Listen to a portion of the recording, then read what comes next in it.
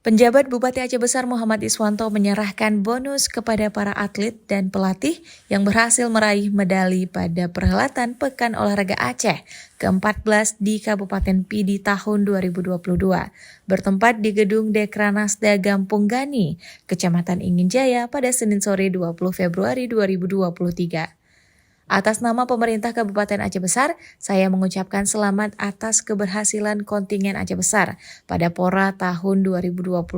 di Pidi, di mana Aceh Besar menduduki posisi ketiga dari 23 kabupaten kota dalam Provinsi Aceh. Iswanto mengatakan meskipun tahun 2022 Aceh Besar berada di peringkat ketiga, namun pihaknya tetap bangga dan mengapresiasi atas usaha serta capaian para atlet kebanggaan Aceh Besar yang telah bertanding membawa harum nama Kabupaten Aceh Besar di event Pora ke-14 di Pidi. Menurutnya, prestasi ini dapat tercapai karena adanya kerja keras, kekompakan, dan kebersamaan antara pelatih, ofisial, dan para atlet.